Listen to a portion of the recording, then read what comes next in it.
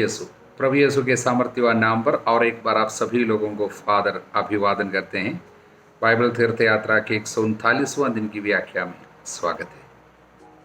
मनन करते हैं आज हम सामुएल के दूसरे ग्रंथ के 10वां और 11वां अध्याय पर, साथ साथ स्तोत्र संख्या 97 और कुरिन्थियों के पहले पत्र के 6वां अध्याय पर।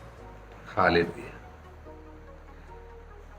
सामुएल के दूसरे ग्रंथ के 10वां अध्याय पर हम अम्मोनियों के राजा नाहाश की मृत्यु और उनकी जगह पर उनके बेटा, उसका नाम है हानून, उसके राजा बनने के वृत्तांत जब राजा दाऊद सुनते हैं, उसने इस तरह कहा, मैं नाहाश के पुत्र हानून के साथ इस तरह मित्रता का व्यवहार करूंगा जिस तरह उसका पिता मेरे साथ मित्रता का व्यवहार करता था।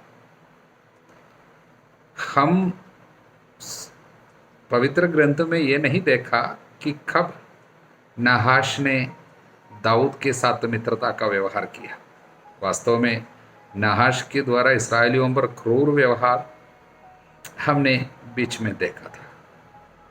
शायद जब दाऊद अपने संकट की घड़ी में, जब वो साउल से भाग रहा था और उजाड़ खंड में रहा करता था, एक्साइल पे, जब भाग रहा था, अपने को बचाने की कोशिश कर रहा था, उस समय शायद जैसे हमने देखा था कि ये फिलिस्तियों के पास गया, मोआबियों के राजा के पास शरण लिया थोड़ा समय, इसी तरह अम्मोनियों के पास भी गया होगा और शायद इस राजा ने उनके साथ अच्छा व्यवहार किया था। अब उनके प्रतिफल स्वरूप बेटे के साथ अच्छा व्यवहार करना वो चाहा, मित्रता का व्यवहार। इसलिए दाऊद ने अपने सेवकों को भेजकर उसके पिता की मृत्यु के लिए संवेदना प्रकट की। लेकिन क्या हुआ, आगे हम पढ़ते हैं।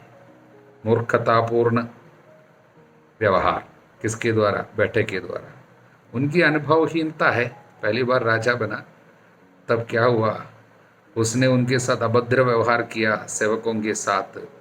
इसलिए उनके ऊपर, उनके देश के ऊपर उन्होंने विपत्ति को बुला लाई।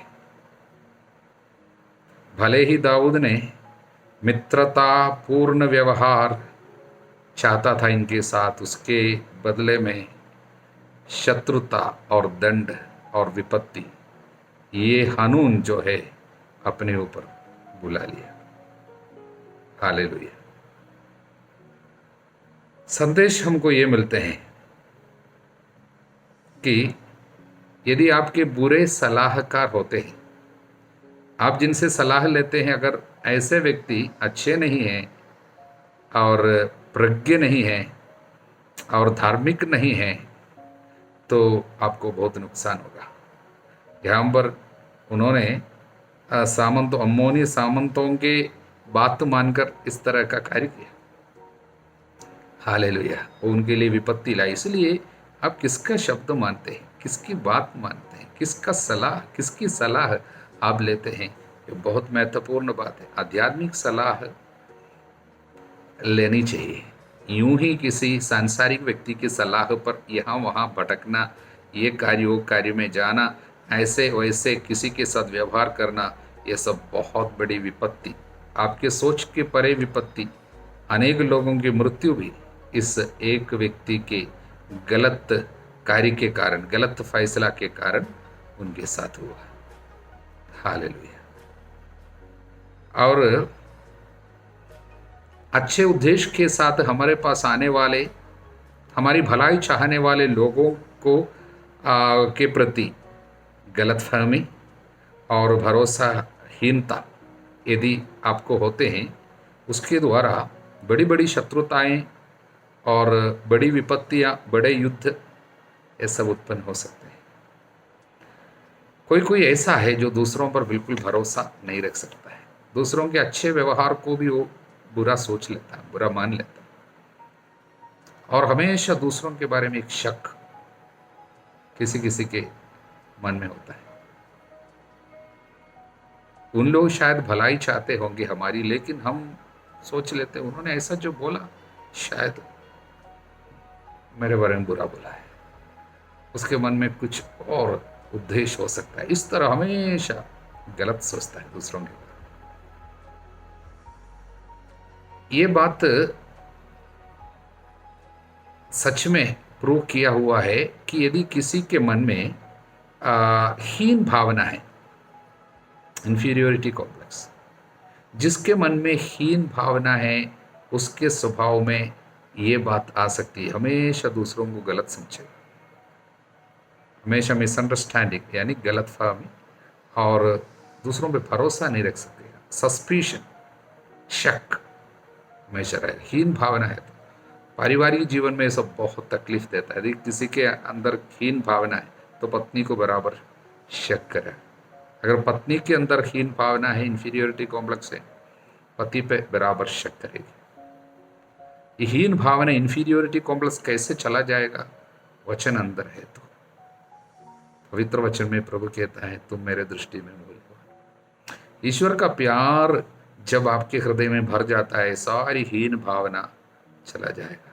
नहीं तो हीन भावना अनेक लोगों को सताता है। छोटे से शायद किसी ने हमारी तुलना किया होगा किसी और के साथ, तब से हम सोचते हैं हमसे नहीं होगा, मैं देखने में अच्छा नहीं हूँ, मुझसे कुछ नहीं होगा।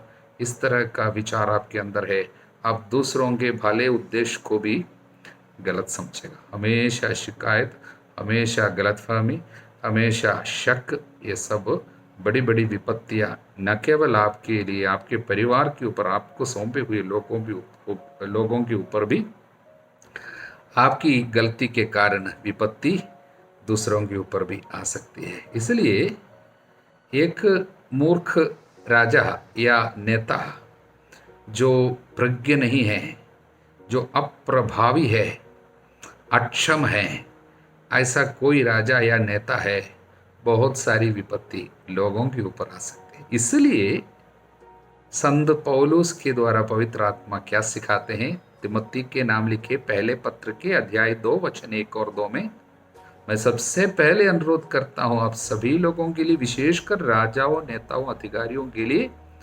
अनुनय विनय मध्यस्थ प्रार्थना करते जाए, जिससे आप यहाँ पर शांतिपूर्ण जीवन बिता सके।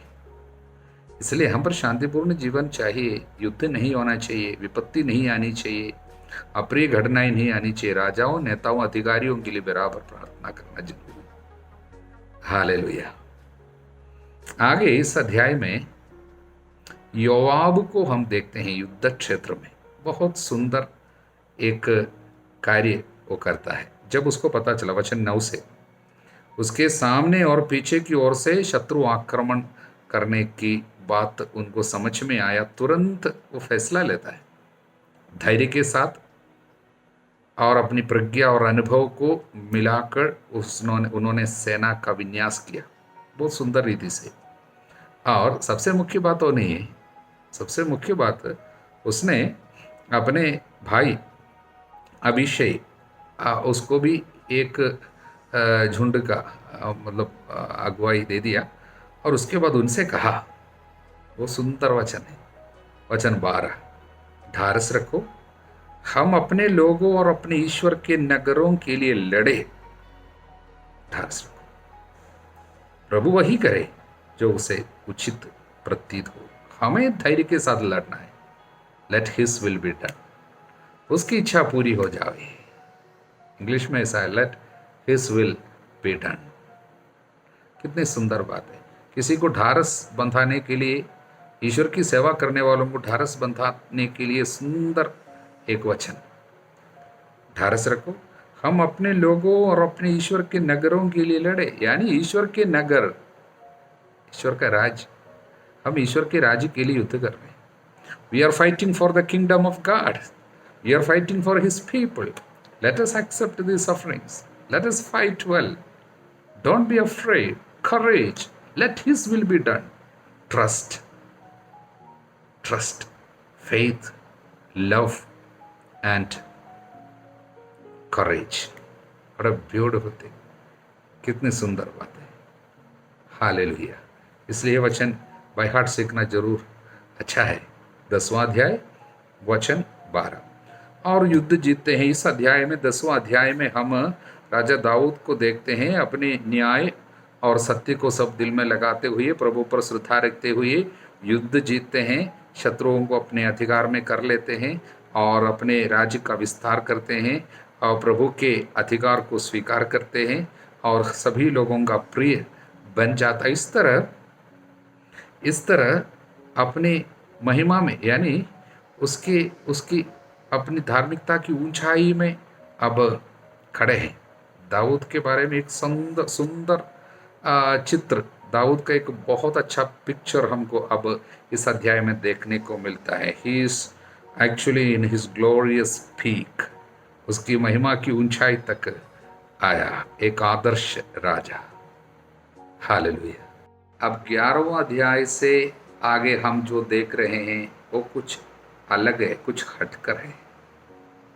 10वां अध्याय में जो आदर्श राजा महिमा के शिखर तक पहुंचे हुए हमने देखा राजा दाऊद को, लेकिन 11वां अध्याय से उसकी अधोगति को, उसके पतन को हम लोग देखने जा रहे हैं।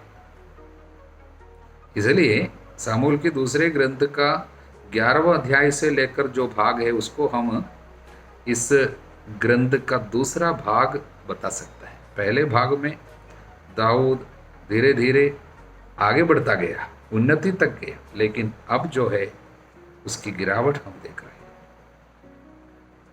इसलिए 11वां अध्याय में बैतशबा के नंगे बदन को देखते हुए, नंगे शरीर को देखते हुए जो आग उसके अंदर प्रज्वलित हुआ, वो आग धीरे धीरे उनके परिवार को, उनके देश को चपेट में लेते हुए, भस्म अनेक लोगों को करते हुए, अनेक विपत्तियां लाते हुए हम लोग देखने जा रहे हैं। हालेलुया। एक व्यक्ति के पाप अनेक लोगों के जीवन में विपत्ति को लाते हुए, देश में अशांति लाते हुए हम देखने जा रहे हैं। बैतशबा के साथ जो घटना इस अध्याय में हुई, उससे हमको कुछ संदेश मिल सकते हैं, हम कुछ बातें इसमें से सीख सकते हैं। आने वाले अध्यायों में और काफी संदेश हमको मिलेंगे, लेकिन अब पहला संदेश, दाऊद के पतन के पीछे वास्तव में क्या थी? वास्तव में आलसीपन का दुष्टात्मा था। आलसीपन। सबसे पहले वो वासना में नहीं गिरा, पहले आलसीपन में गिरा। अपने उत्तरदायित्व को हल्का लेने लगा। जब ऊंचाई तक पहुंचे, जब सब कुछ प्रभु उनके लिए कर रहा था, तब धीरे धीरे अपने उत्तरदायित्व को हल्का लिया। अपने अधिकार को वो कुछ यूं ही प्रभु की इच्छा के अनुसार उसको स्वीकार नहीं कर पा रहा था। इसलिए क्या हुआ, अब हम देखते हैं। वसंत के समय जब राजा लोग युद्ध के लिए प्रस्थान किया करते थे, दाऊद अपने अंगरक्षकों और समस्त इस्राएली सेना के साथ योआब को भेजा। योआब युद्ध के लिए गया, अम्मोनियों के पास युद्ध के लिए गया, और उस समय दाऊद यरूशलेम में रह गया। पहले ऐसा नहीं होता था। आगे आगे युद्ध के ये जाता था, लोगों को ले चलता था। अब चरवाहा रह गया, शहर में रह गया, महल में रह गया, वचन पढ़ने के लिए शायद नहीं रह गया, स्तोत्र लिखने के लिए नहीं रह गया, बल्कि हम पढ़ते हैं सोता रहा। संध्या समय शैया से उठा है, संध्या समय शैया से उठा, इसका मतलब लंबा समय तक सोया। संध्या समय सोने के लिए जाना चाहिए, लेकिन अब सोते उठा, इसका मतलब काफी समय तक सोया। डिसऑर्डर आ गया जीवन में। जो कार्य करने के लिए दिया था वो कार्य नहीं किया, बल्कि जो कार्य शायद उस समय नहीं करना था वो किया। मतलब थोड़ा शरीर को आराम दे रहा था, जरूरत से ज्यादा शरीर को शायद आराम दिया, सुख दिया, इसलिए सोया और छत पर उसके बाद टहलने गया संध्या समय। तब उसने छत पर एक स्त्री को स्नान करते देखा, छत से, क्योंकि राजा का महल ऊंचाई पे, नीचे अनेक परिवारों को घर को देख सकता है, तब किसी और घर के ऊपर शायद छत पर किसी स्त्री को नहाते हुए देखा। देखिए शुरू कहाँ पर है, शुरुआत कहाँ पर है? आलसीपन से, बाइबल के अनुसार। और अनेक लोगों के जीवन को देखते हुए हम एक सत्य को सीखा, मतलब एक सच्चाई है उसको प्रकट करना चाहते हैं। एक आध्यात्मिक रहस्य वो है आलसीपन की आत्मा और वासना की आत्मा दोनों जुड़े हुए हैं। जहां जहां आलसीपन है वहां पर वासना आ जाती है। वे दोनों मानो जिगरी दोस्त के जैसा है, एक दूसरे से जुड़े रहते हैं। एक आएगा दूसरा भी आ जाएगा। आलसीपन को आप जीवन में अनुमति देता है, वासना से आप छुटकारा नहीं पा सकते।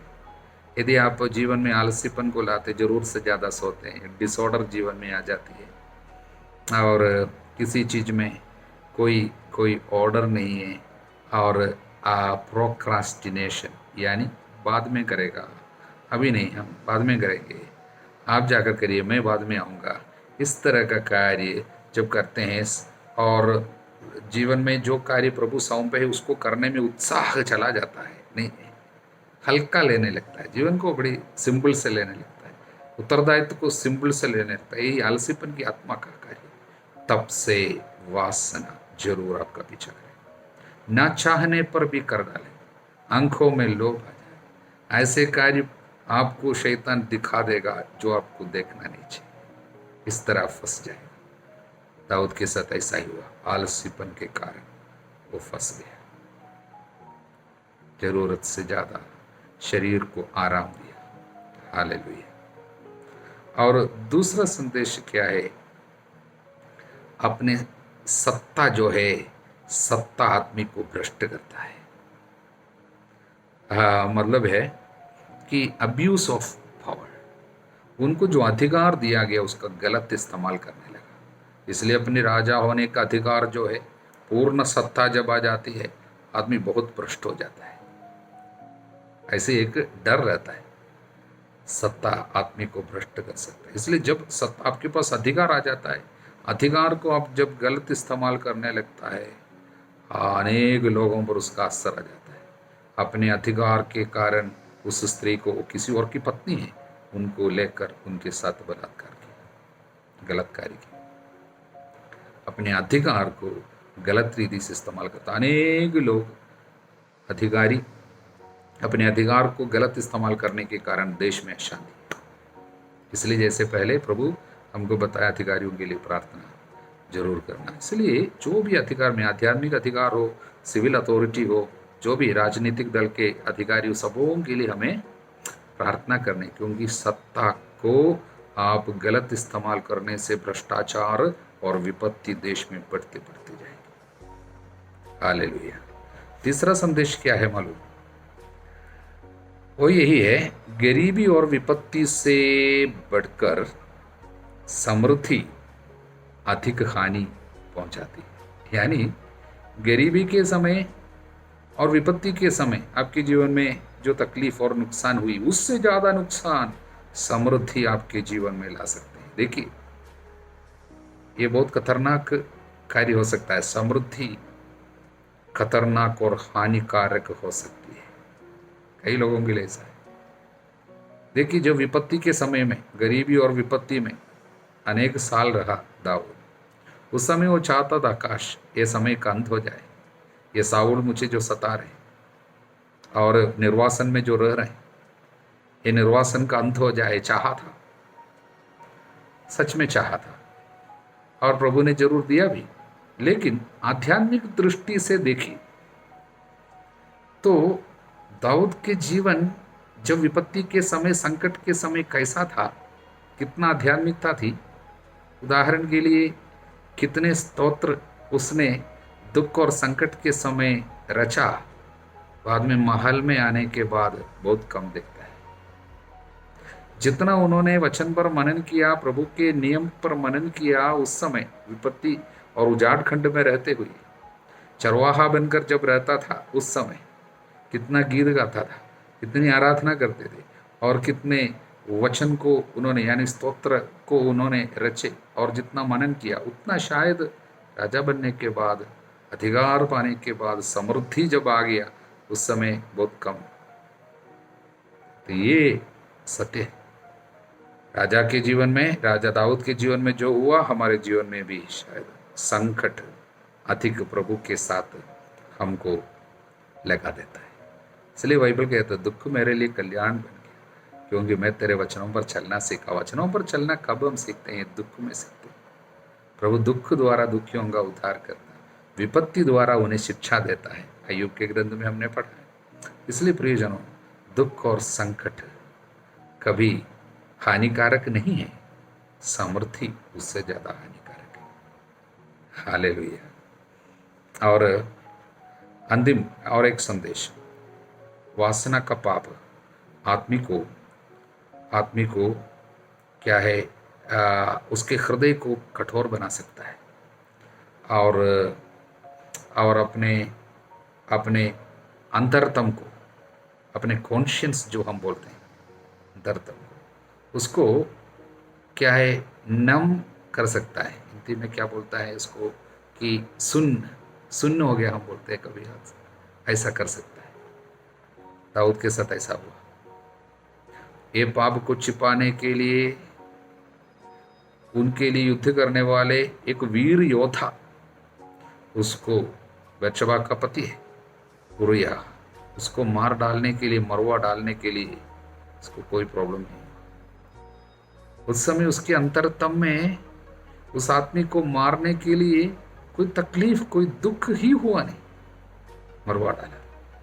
पाप का सुख आदमी के जीवन को इस कदर बदल देता है कि आदमी का स्वभाव बदल जाता है।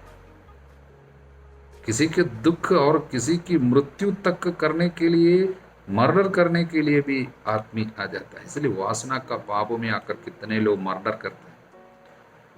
अनेक मर्डर के पीछे वासना का पाप है। अनेक लोग वासना में गिरते, उसके बाद मर्डर कर देता है कई लोगों का, क्योंकि ये वासना से मर्डर चला आता है। इतनी शक्ति और ताकत वासना के पाप में, मृत्यु को वो बुला लाता है। हालेलुया।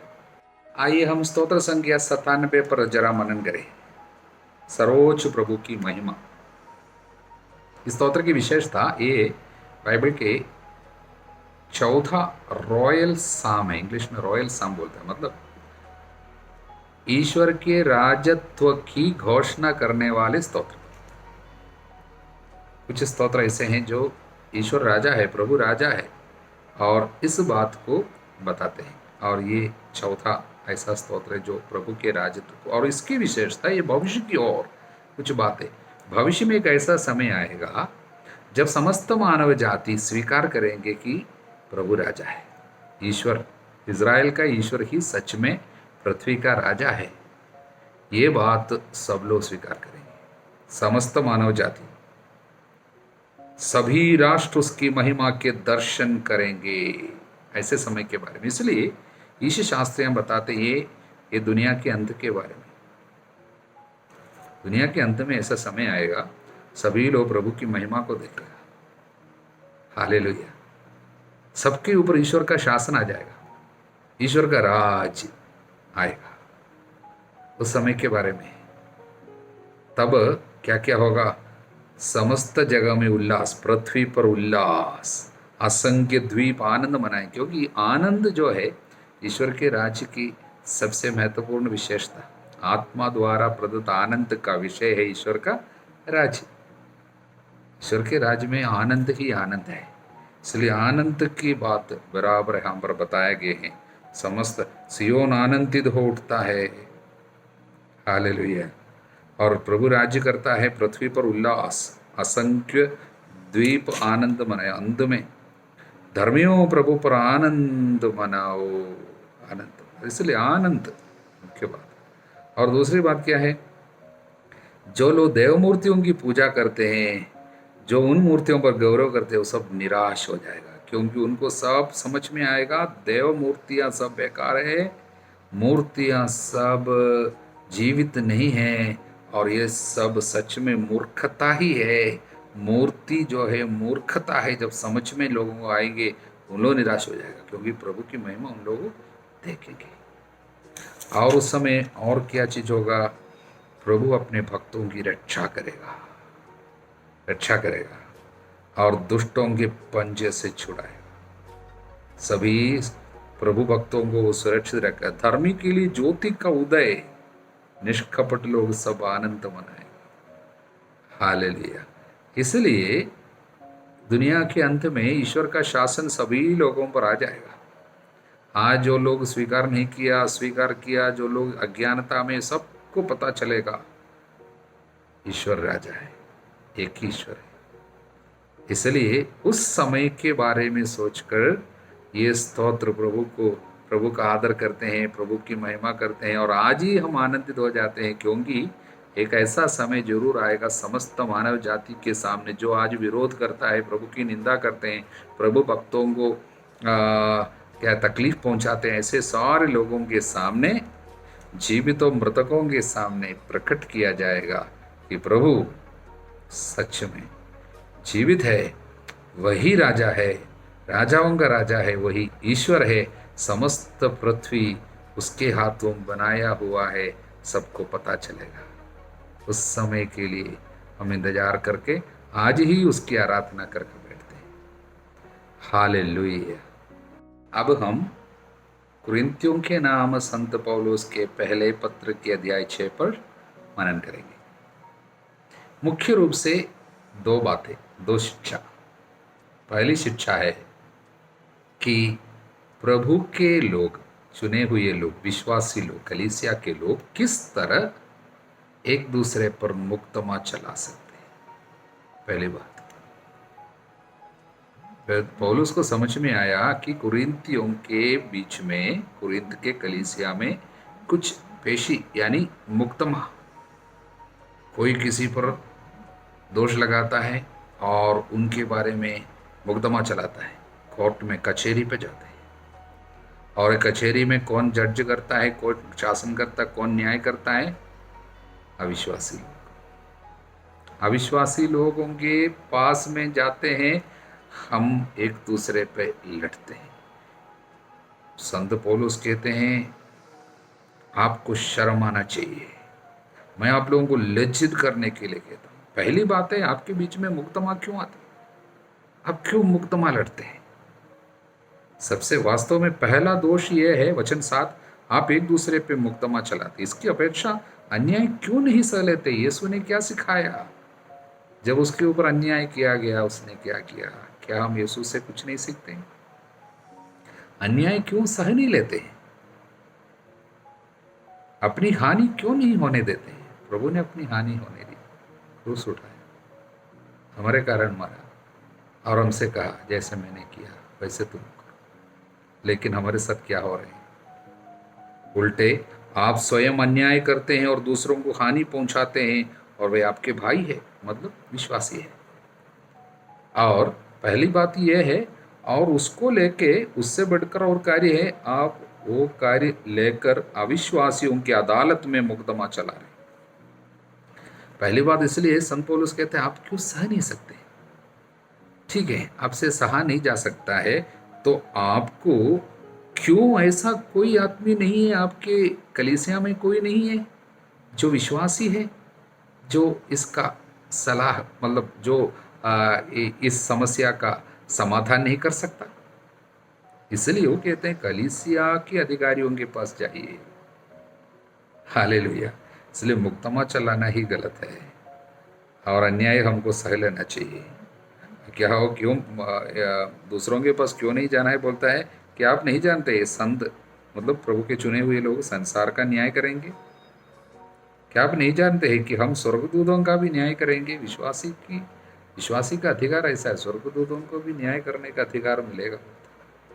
लेकिन हम ऐसे अविश्वासियों की अदालत में मुकदमा के लिए जा रहे हैं। इस तरह हम एक दूसरे पे अन्याय कर रहे हैं और कहता अन्याय करने वाले ईश्वर के राज्य के अधिकारी नहीं होंगे। धोखे में ना रहे, व्यभिचारी, मूर्ति पूजा, परस्त्रीगामी, लौंडे, पुरुषगामी, चोर, लोभी, शराबी, निंदक, धोखेबाज ईश्वर के राज्य के अधिकारी नहीं होंगे।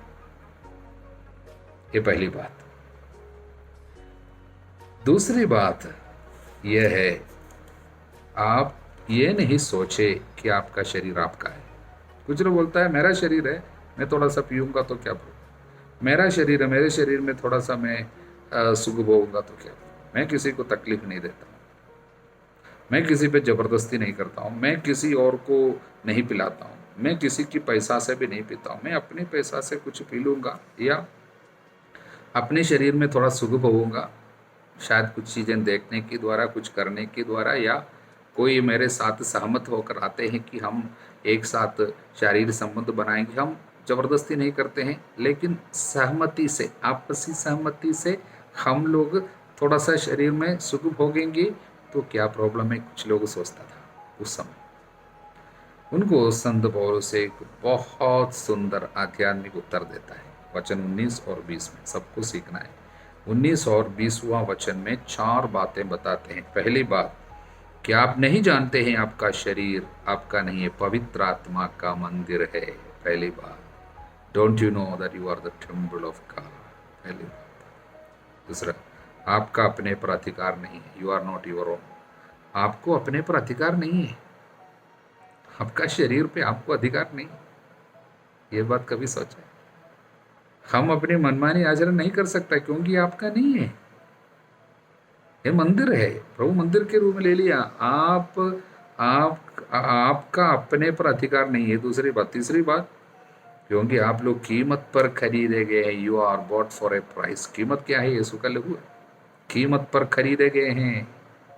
चौथी बात, इसलिए आप अपने शरीर में ईश्वर की महिमा प्रकट करें। कितनी सुंदर बात। ये बात हमको भूलना नहीं है। मैं अनेक लोगों को ये 4 बातें बराबर बोलने के लिए कहता हूँ। कारण क्या है? शरीर की कुछ बीमारी है, परेशानी, उससे छुटकारा मिलेगी इसको दोहराने से। क्या क्या है? मेरा शरीर ईश्वर का मंदिर है, मुझे अपने पर अधिकार नहीं है, मैं कीमत पर खरीदा गया हूँ, इसलिए मेरे शरीर में ईश्वर की महिमा। I am the temple of the Lord, I am not my own, I am bought for a price, so I glorify the Lord in my body. ये 4 बात दिल में लगाए रखिए। तो वो आप सभी लोगों को आध्यात्मिक वरदानों से भर दे, पिता, पुत्र, पवित्र आत्मा के नाम।